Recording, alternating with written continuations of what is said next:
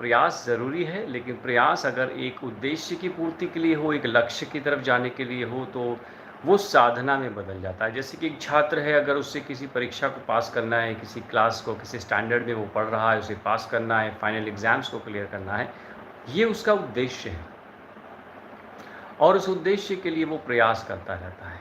तो ये जो प्रयासों की संख्या है, जो लगातार वो कर रहा है और उस उद्देश्य की तरफ जब वो बढ़ रहा है, उसके बीच का जो समय है, लगातार प्रयास करने का जो समय है, वो उसे साधना की तरह लगेगा।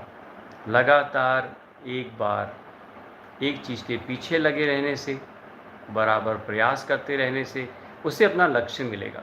उसे ही साधना कहा गया है। साधना का मतलब ये नहीं है कि आप किसी चीज़ को लेकर बैठ जाएं और आप सब कुछ भूल जाएं और आप बस उस चीज़ में लीन हो जाएं।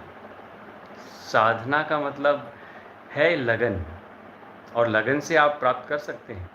तो ऑकल्ट साइंस में जो लोग जानना चाहते हैं कि एनर्जी हीलिंग क्या होता है, कैसे इसके कोर्सेज कर सकते हैं, कैसे इसमें साधना की जाती है, कैसे इसमें डिवाइन पावर से कनेक्ट हो सकते हैं, वहाँ से आपको डायरेक्टली कुछ सिद्धियाँ मिलती हैं और उस पावर को आप जन कल्याण के लिए, परोपकार के लिए यूज़ कर सकते हैं, क्योंकि स्व कल्याण करने के बाद ही आप परोपकार की तरफ जाते हैं।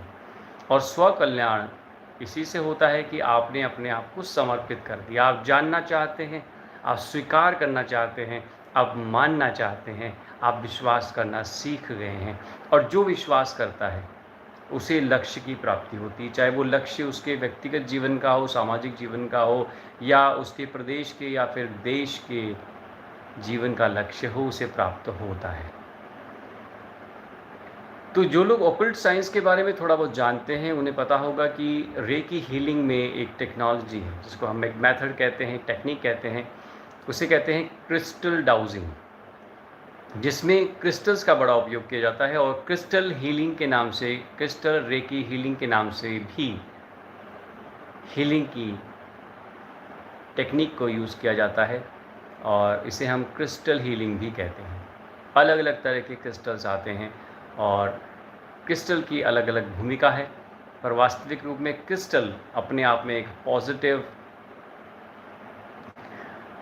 वस्तु है, या ये कह सकते हैं कि एक पॉजिटिव जागृत वस्तु है, जिसमें बहुत एनर्जी होती है। और सबसे बड़ी बात कि वो एक एनर्जी ऑब्जर्वर है, और वो है नेगेटिव एनर्जी ऑब्जर्वर। वो सोख लेता है उस एनर्जी को जो आसपास के वातावरण में होती है। मुझे लग रहा है कुछ लोग लाइव आए हैं और चैटिंग पर हैं। देखिए कौन आया है, देखते हैं। वेलकम।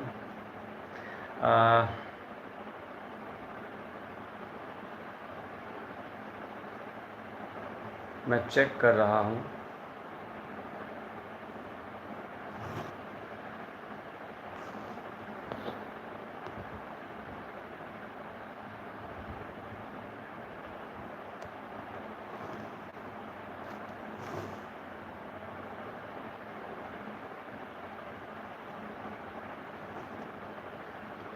इसमें शायद मुझे ज़्यादा ऑप्शन नहीं दिख रहे हैं और मैं देख नहीं पा रहा हूँ।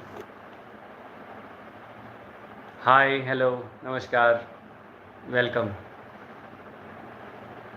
धीरे धीरे लोगों को उत्साहित देख रहा हूँ और लोग लाइव आ रहे हैं।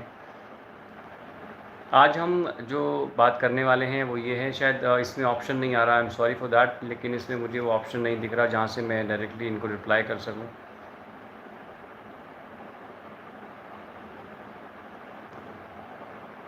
हाय।